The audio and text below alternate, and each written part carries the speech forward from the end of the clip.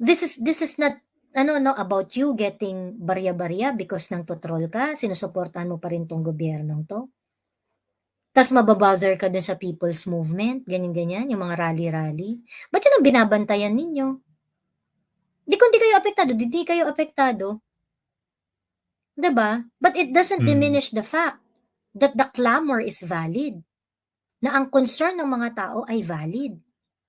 Yung bayad sa inyo sa pangto-troll, kaya mo nang ipagpalit yung kinabukasan ng bansa mo. What's up mga kababayan, Just That Matters here. Dito sa video natin ngayon ay ating panonoorin si Miss Joa Cruz. Tila'y nanganganib nga ang ating Vice Presidente na si Inday Sara. Nakakapasok lamang ang balita na gustong kontrolin ng ating Presidente na si Junior ang mga i-assign na security para kay VP Sara Duterte.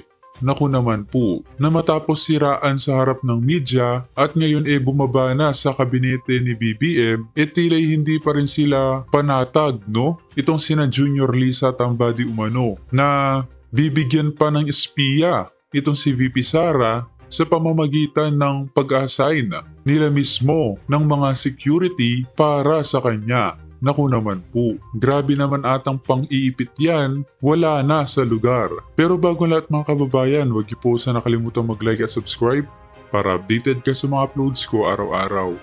At yun na nga no mga kababayan, napapraning na nga no, itong sinatambali za Junior, lalo na't natatakot ang mga ito na maipalabas sa publiko ang pulboronic video di umano nila. Dahil alam nila na once na mangyari iyon, baka maalis na sa pwesto itong si BBM dahil ayaw naman siguro natin na magkaroon ng presidente na isang adik.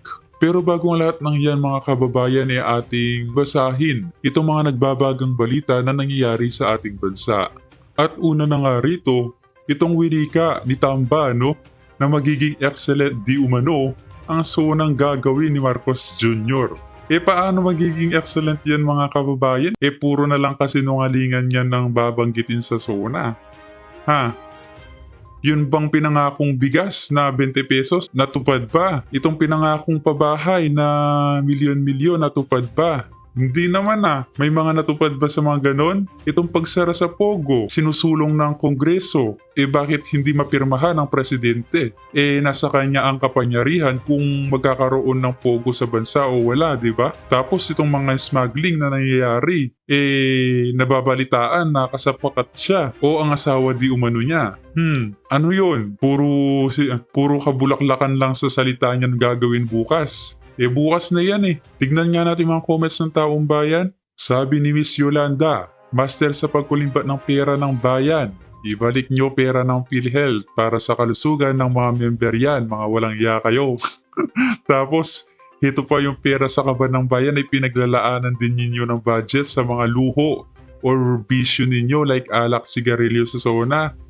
Only in the Philippines. Hoy, ang kakapal nyo, pera ng taong bayan yan. Galit na galit si Mader. Ito pa, maganda sa iyo, Tamba. Wala namang pangit sa iyo dahil todo pakinabang mo, letsa ka.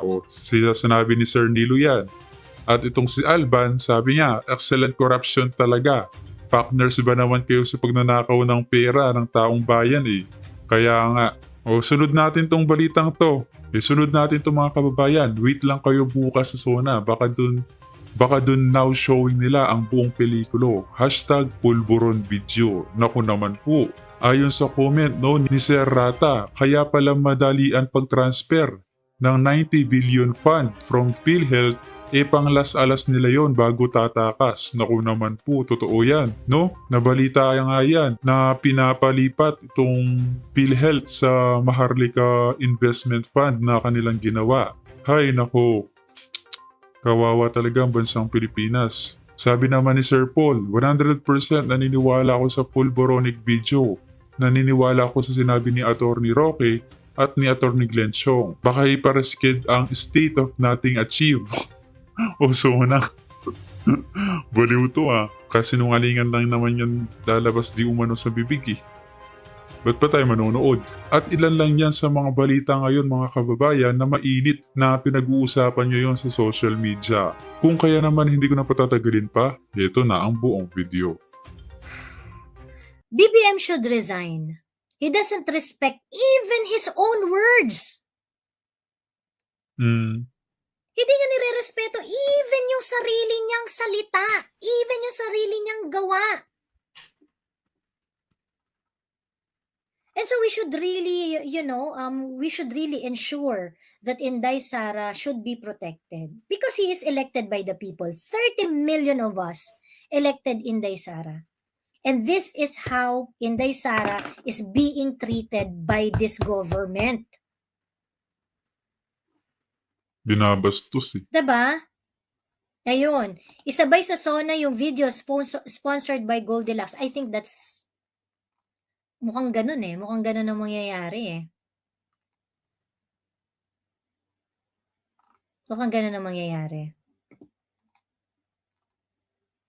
So yun this is meant to be a short live, and I hope that you are going to I hope you are going to share this live to all your friends and your acquaintance, your colleague and whatever ganyan. That this is what the administration had been reduced to. Praning doesn't respect their words. Diba? They are putting Inday now in a very, very compromising position. Diba? I think maraming conversation na in the past yung tungkol doon sa tinanggalan ng security yung mga And I think that includes this one. But I want to specifically highlight this because this kind of security measure that was afforded to Inday, it was done specifically envisioning this kind of situation. Not necessarily for her, kasi magkakampi naman sila ng 2022 eh. But for all the vice presidents moving forward. Like I said, pwede mo rin kasing i-relate dito yung storya ni Binay at ni Binay at ni Pinoy. 'Di ba? If the president is not in good relation, is not in a good relationship with the vice president, tapos siya yung mag-a-assign ng mga security group niyan. Security ba talaga ang gagawin o mag-spiya? Naku po. Diba? Ayun. Sabi ni PBBM sa Kalam, sabi niya, wala na sila ibang content, pati people power nila, puro bang kulang ang nanonood. Then why are you bothered?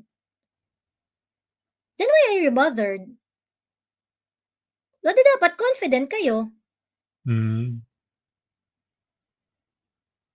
The problem with BBM supporters, like itong si PBBM lang sa Kalam, wala namang lakas yung presidente nyo. Diyos me.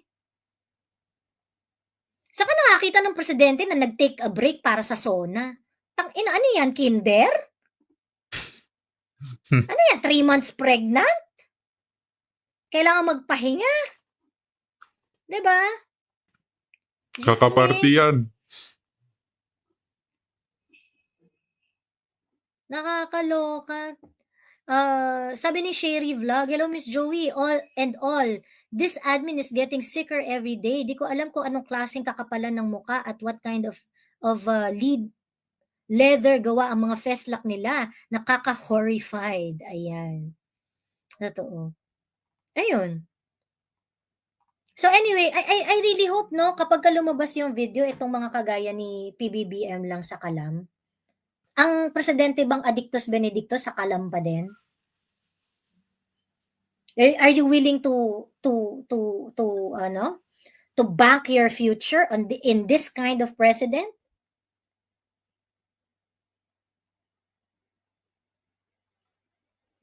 Sige nga. Masyado kayo selfish eh.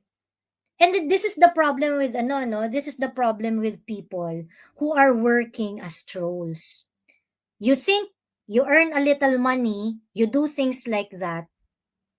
You earn a little money. Hindi, trabaho lang. But you are jeopardizing our future. And I hope dapat ilagay nyo sa tamang lugar yung inyong mga, hindi, trabaho lang.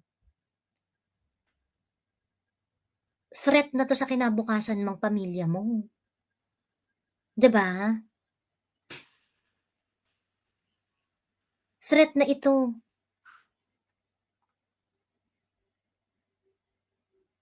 Walang magandang bukas.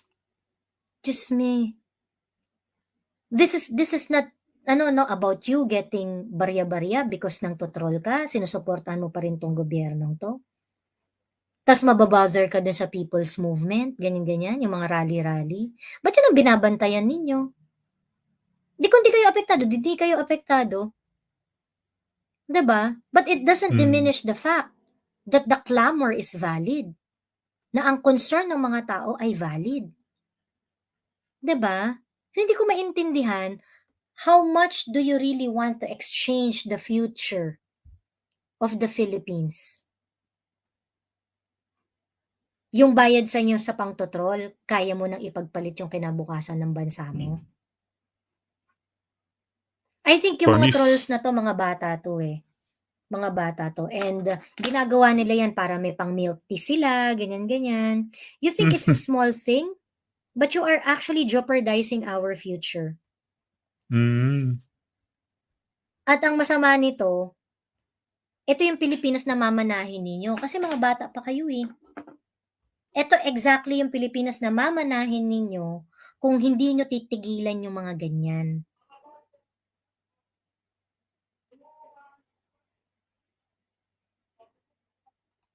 Okey? Ayun lang.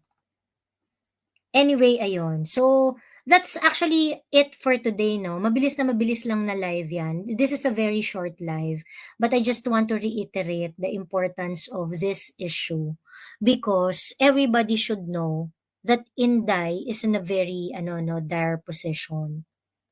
Inaprubahan na ni Gibo yung, pag-integrate ng Presidential Security Group. Ah, y I cannot even 'no, parang itong si Gibo tang-ina. How can this guy who who has, you know, pretty much a parang tolerable reputation, be this evil? Puta nag-iintay lang pala siya ng nag-iintay lang pala siya ng right timing in order to unleash yung kanyang mga selfish interest. And you are an embarrassment, Gibo.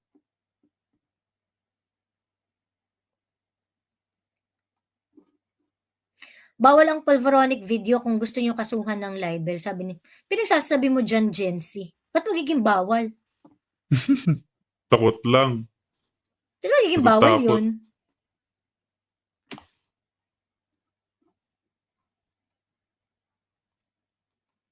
Ayun, ayun. Ito kagaya nito ni John Gen si Miranda Alapan ayan. So how much do you get? Ito ba, kikita ka na ba dito dahil pinansin kita? I mean, how far can you go dun sa mga ganitong klaseng you cannot even you cannot even really articulate your stand, 'di ba? Hmm. At nandito lang naman may mga ganyan-ganyan lang, mga soundbite lang. But you cannot really articulate your stand. Imbes na naggagaganyan kayo, why don't you help people with valid concern para maipaabot ang mga problema ng mga Pilipino sa gobyerno? That's how you make yourselves useful, Jan Hmm. Gensi. Okay? Yan, 'pag hindi ka makasabay sa 'pag hindi ka makasabay sa usapan 'pag hindi ka makasabay sa usapan, makinig ka lang muna, 'di ba? Ayun. Sabi ni Miss Gutierrez, "Grabe naman si Gibo, may campaign t-shirt pa na suot si Sara noong election." Yeah, exactly. That's how much betrayal Inday Sara had experienced in the past 2 years. And I really hope that she's going to talk about it pretty soon. Ayan. If they can do this to Inday Sara, you think these people cannot do it to you? Do you Hmm. think mangingimi sila na nakaawi ng pera natin? Kung ganitong mga klaseng betrayal, kaya nilang gawin kay Inday Sara, Tama nga naman. you think hindi nila kayang gawin to sa ordinaryong tao? Ano na to? I mean, this is a person whom they benefited from because yung pagbabalik nila sa power would have not been possible without her, and yet binitray siya ng bonggang-bongga. Mm, If they can do it to people correct. like Inday Sara, they can do it to us. They can do it to our hard-earned taxes.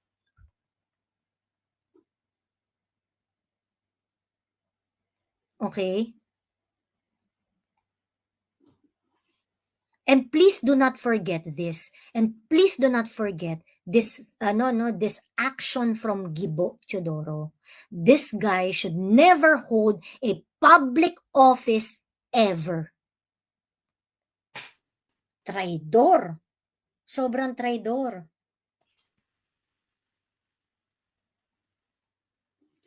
Sabi ng August 21 movement, ako man, kung wala na ako security, hindi na talaga ako pupunta kung saan. Like SONA, mapapatay ako dyan. Well, meron siya security, and security is decided upon by the president. Are you going to trust that? Mm. Are you going to trust that?